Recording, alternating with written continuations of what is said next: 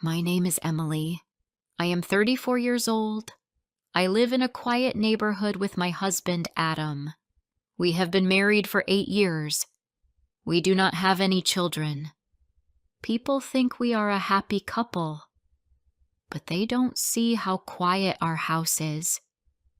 They don't hear the silence between us. When I first met Adam, I felt lucky. He was calm and kind. I liked how he spoke to me. He asked about my day. He made me laugh with small jokes. I remember our first date.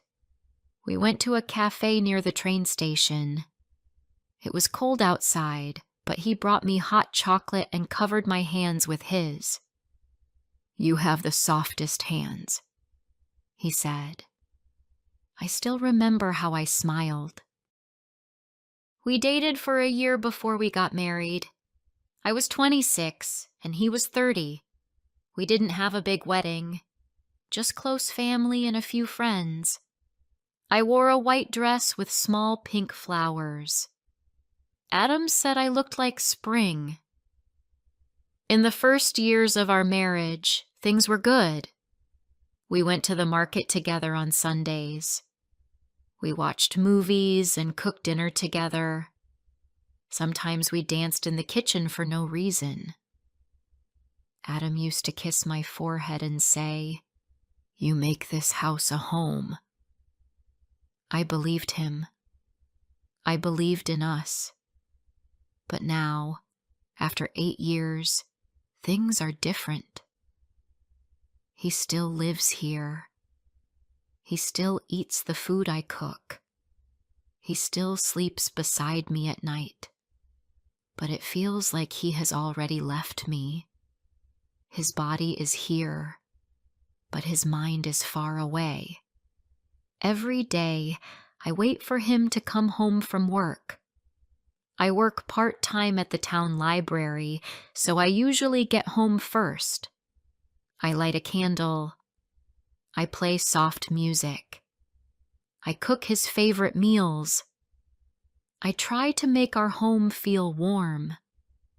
When he walks in, he says, "Hey." That's all. No hug, no smile, no kiss on the forehead. He walks straight to the living room and sits on the couch with his phone. I bring him a glass of water. He says thanks without looking up. Sometimes I try to talk. "How was your day?" I ask. He shrugs. "Busy." "Did your students behave today?" He says, "Same as always." And then he looks back at his phone. That's the end of our talk. Every night feels the same. Sometimes I wonder, am I boring now? Maybe I'm not beautiful anymore. Maybe I talk too much. Or maybe I don't talk enough. I ask myself these questions, even though I know they are not fair. Last week, I wore a dress I hadn't worn in years. It was green and soft. Adam once told me that green looked beautiful on me. I cooked chicken with garlic and rosemary, his favorite. I baked a small chocolate cake. When he came home, I smiled and said, "I made something special tonight." He looked at the table and said, "What's the occasion?" "No occasion," I said. "Just us." He sat down, ate quietly, and said nothing about the food. He didn't say I looked nice. After dinner, he stood up and said, "I'm going to bed early. I'm tired." He didn't even touch the cake. I sat there, watching the candle burn down. My plate was full. I had no appetite. I felt small, like I didn't matter. The next morning, he left before I woke up. There was no note, No message. The bed beside me was cold. At work, my friend Sarah asked me, "Is everything okay, Emily? You seem sad." I smiled and said, "Just tired." That's what I always say. It's easier than explaining the truth. But the truth is, I feel like I'm fading. A few days ago, I found an old photo of us. It was from our second wedding anniversary. We were at the beach. I was laughing, and Adam was holding my hand. He looked at me like I was the only person in the world. Now he barely sees me. We don't fight. That's what makes it worse. There's no yelling, no anger, just silence. Quiet can be louder than shouting when it's full of sadness. One night, I tried again. I sat beside him on the couch. He was looking at his phone. I put my hand on his arm. "Adam," I said, "can we talk?" He looked at me.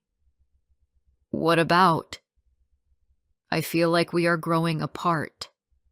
Like you don't talk to me anymore. Like you don't even see me." He sighed. "I'm just tired, Emily. Work has been stressful." "I understand," I said softly. "But I'm still here. I'm your wife. I miss you." He didn't say anything. He looked away and said, "Maybe you're overthinking." And that was it. He went back to his phone. I sat there, frozen. His words felt like a wall. I couldn't climb over it. I couldn't break it. That night I cried in the bathroom. I didn't want him to hear me. Maybe he wouldn't care anyway. I looked at myself in the mirror. My eyes were red. My face looked tired. I touched my own cheek and whispered, "Do I still matter?" The next day, I didn't make dinner. I didn't light a candle. I didn't ask about his day. And he didn't ask why. He just came in, sat down, and turned on the TV. That silence was my answer. Now, I keep a notebook by my bed. I write down one sentence each night. Not a poem, not a story, just a sentence that shows how I feel. One night I wrote, "I live in a house with someone who doesn't see me." Another night I wrote, "I talk, but no one hears." These words are small, but they hold my pain. They help me understand that I'm not crazy, that I'm not wrong to feel this way. One evening, I walked into the bedroom. Adam was already asleep. I stood there for a long time watching his face. He looked calm. He looked like someone I used to know. I didn't feel anger. I just felt empty. I whispered, "Can you hear me? Can you feel me, still here beside you?" He didn't move. He didn't answer. And deep down, I knew he didn't see me anymore. Before I share the rest of my story, I want to ask you something. Where are you listening from? It gives me strength to know someone is hearing my words, someone who understands me. Please tell me in the comments. I would really love to know. The days after that night were quiet, too quiet. I didn't try to talk to Adam. I didn't ask how his day was. I didn't cook his favorite food. I stopped waiting for him at the window. I stopped putting fresh flowers in the vase near the table. I just stopped. I went to work at the library each morning and came home to a man who was always busy, always tired, always somewhere else, but never with me. The silence between us became normal. We still shared a bed, but it felt like there was a wall in the middle. His back was always turned. I looked at that wall every night. I wondered if he even noticed how far I had gone inside myself. Sometimes I asked questions just to hear my own voice. "Do you want tea?" "No, I'm fine." "Do you want to go for a walk?" "Too tired." It was always the same. He never asked me anything in return. Not, "How are you?" Not, "Are you okay?" Not, "What did you do today?" Nothing. One Saturday, I came home from the store. I bought apples, bread, and some chocolate. I also bought a small plant. It had pink flowers and a tiny yellow pot. I put it on the windowsill. When Adam saw it, he said, "What's this for?" "It's pretty," I said. He shrugged. "Just another thing to water." I looked at the plant. It looked brighter than our whole home. That night, I stood in the kitchen and looked around. The dishes were clean. The floor was swept. Everything was quiet and neat. But I felt like a stranger here, like I didn't belong.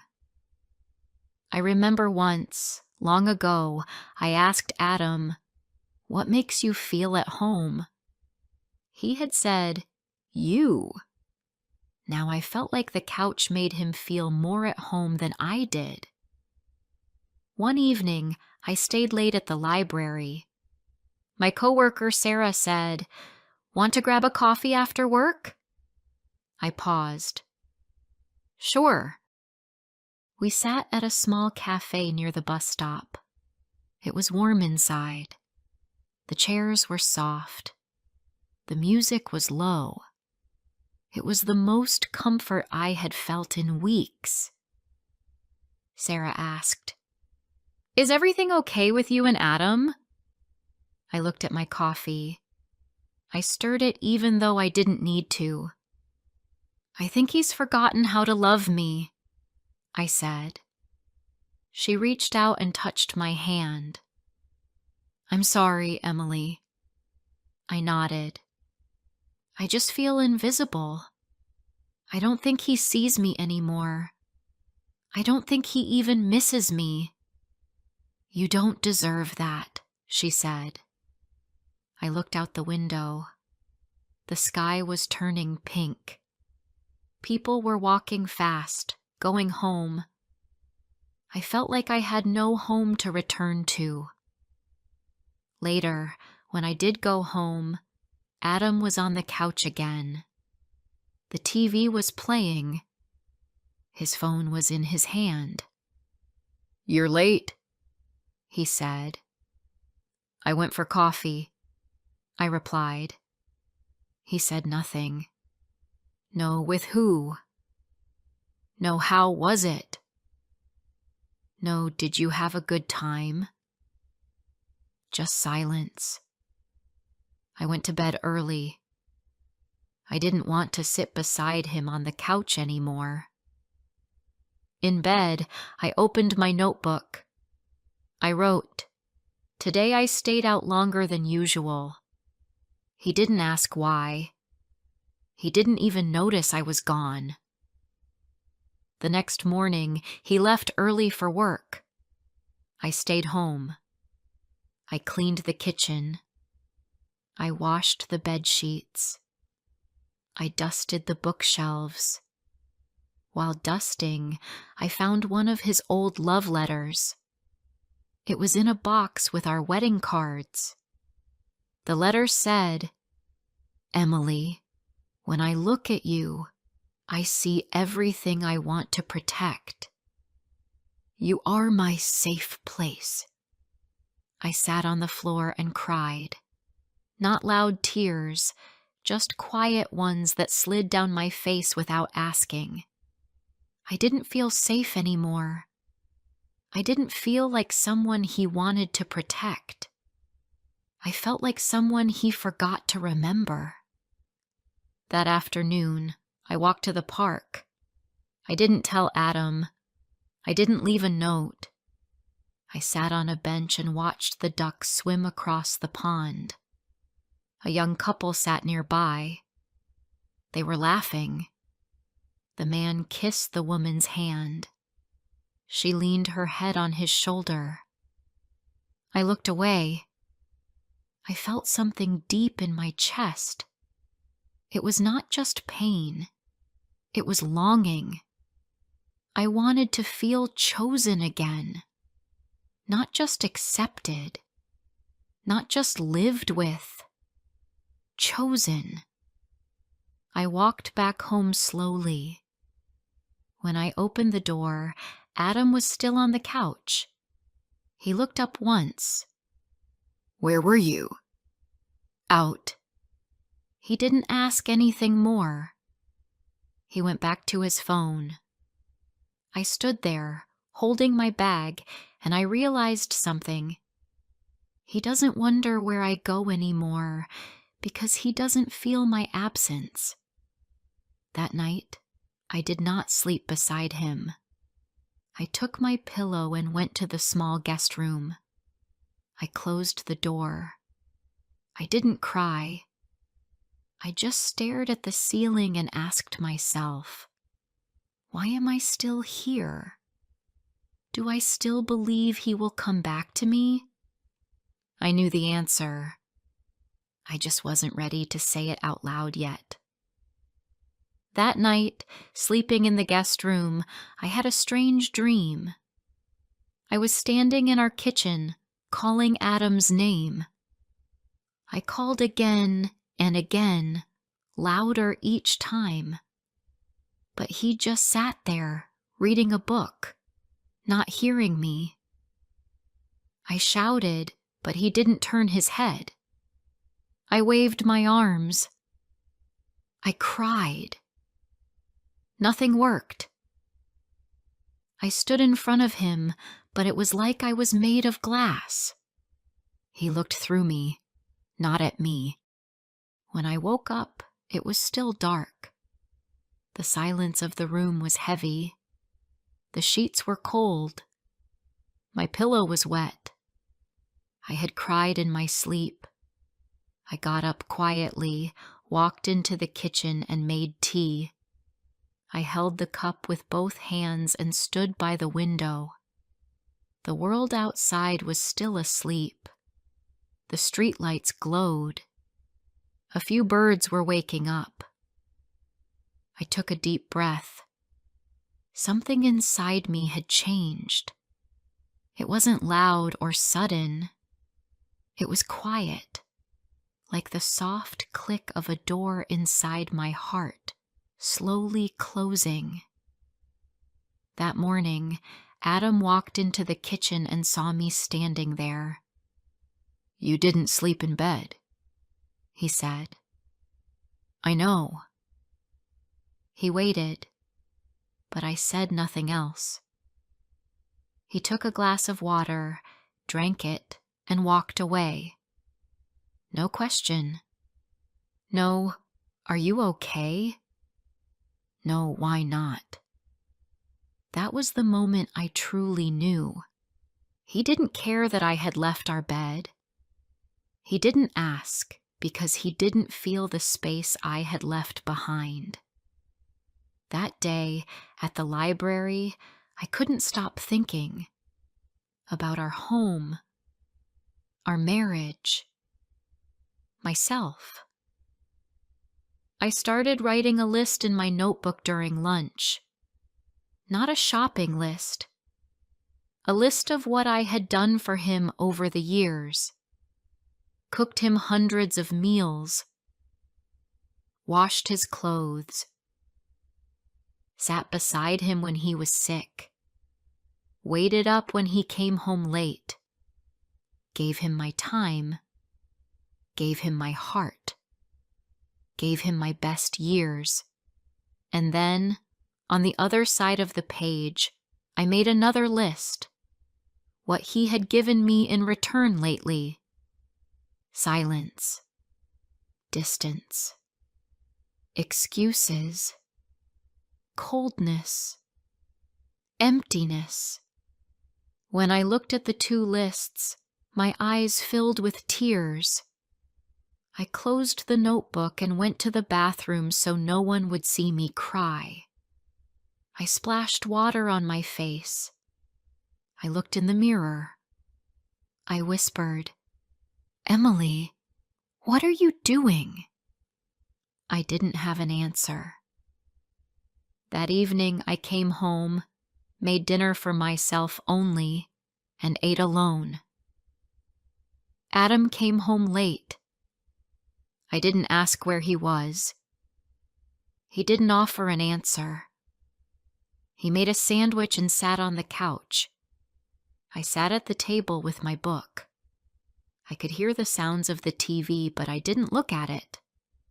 After a while, I stood up and said quietly, "Adam, we need to talk." He turned the volume down and looked at me. "I'm tired of this silence," I said. "I'm tired of being invisible. I have asked you for your time.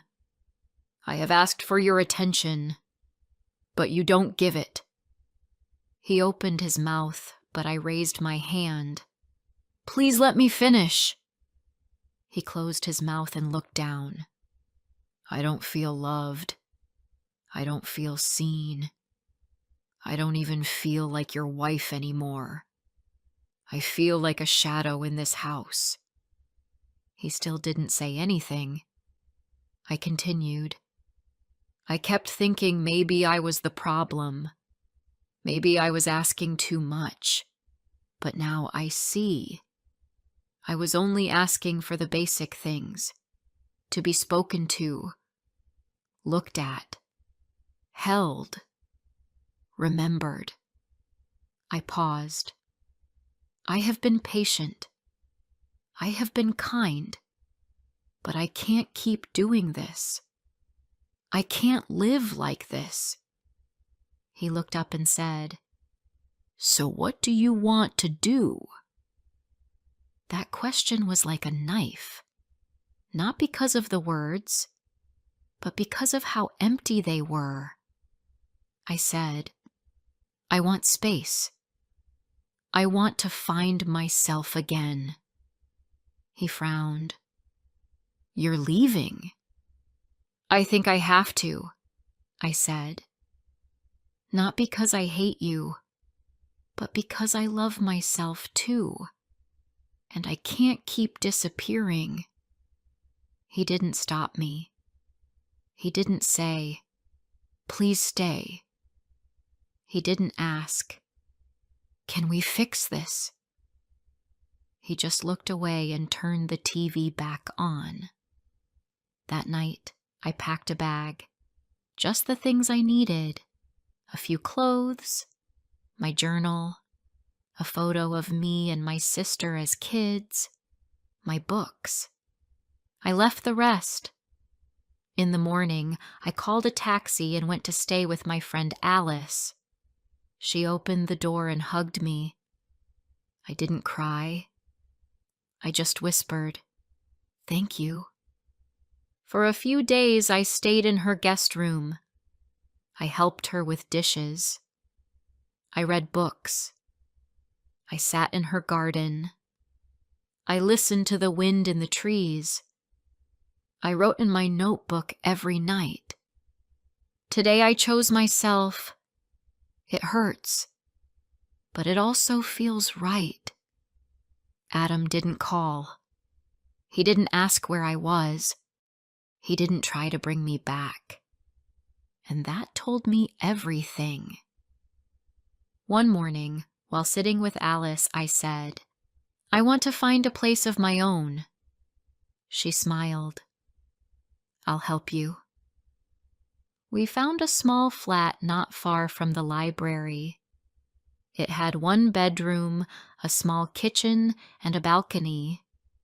It wasn't much, but it was mine. I moved in 1 week later. The first night I sat on the floor with a cup of tea. No TV. No phone. Just me. And for the first time in a long time, the silence didn't hurt. It felt peaceful. I lit a candle. I opened the window. I listened to the street below, people walking, birds calling, the sound of life. I whispered, Emily, you made it. That weekend, I painted one wall yellow. I hung up pictures of the ocean. I bought a soft blue blanket. I put my books on a shelf. I put the pink plant on the windowsill. It looked brighter than ever.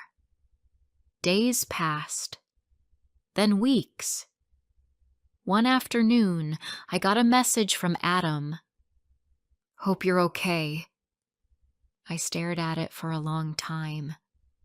I didn't reply. I didn't need to, because I knew something now. I didn't leave him because I stopped loving him. I left because he stopped showing love to me. And love that is not shown, not spoken, not felt, is just an empty word. Now, I wake up early and sit on my balcony with tea. I write in my notebook. I listen to the city come alive. I water my plant. I go to work. I smile more. People say, "You look different, Emily." And I say, I feel different. Because I am. I feel real again. I feel present. I feel strong. Sometimes I miss the idea of love, but I don't miss the silence. I don't miss the waiting. I don't miss the feeling of being unseen. I don't know what Adam thinks now. Maybe he regrets it. Maybe he doesn't. But I'm not waiting for him anymore. This story doesn't end with a kiss. It ends with a quiet woman standing tall, holding her own hand, walking into a life that she made for herself. If you ever feel invisible in your own home, I hope this story reminds you, you are allowed to be seen. You are allowed to leave the silence. You are allowed to choose yourself.